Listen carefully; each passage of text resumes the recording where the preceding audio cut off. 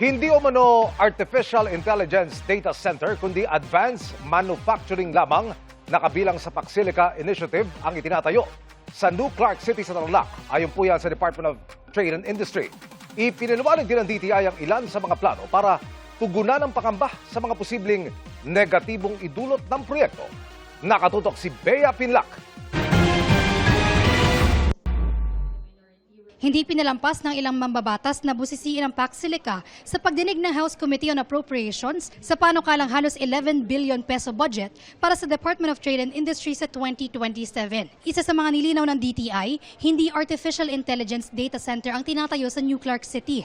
Ang gagawin ho sa New Clark City is really for advanced manufacturing. So this would be for the equipment that will go into the AI data centers. But the AI data centers themselves will not be in the New Clark City. Isa lang daw yan sa mga proyekto sa ilalim ng Pacsilica Initiative na pinangungunahan ng Amerika.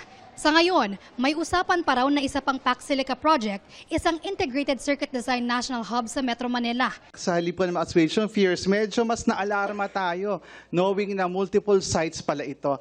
Umaasa ang gobyerno na sa pamamagitan ng mga Pacsilica projects, mabibigyan ng trabaho ang mga Pilipino at lalo pang mapapalakas ang industrial competitiveness ng bansa.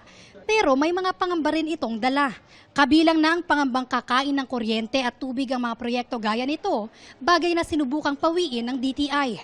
Do you have to build your own roads, bring your own power, and then secure and reuse your own water? So yun ho ang usapan natin dun sa magdi-develop dun sa New Clark City. And isang project lang po yun. Parang hindi natin mag-get sa paano yung bring your own water o order sila ng tubig sa labas ng bansa. Okay, tubig pa rin ng Pilipinas yan. Paliwanag ng DTI, ilan sa pinag-uusapang plano para riyan ay ang pag-harvest ng tubig ulan at desalination o proseso ng pag-convert ng saltwater sa freshwater. Hindi man AI data center ang tinatayo sa New Clark City, hindi raw sarado sa usapan ng pagtatayo ng ganitong proyekto sa ilalim ng Pacsilica. Pag pinag-usapan natin data center, it may happen in another location na mas appropriate for data center. Ibig sabihin, mas available yung tubig at mas available yung power. Bea Pinlac, Nakatutok, 24 Oras.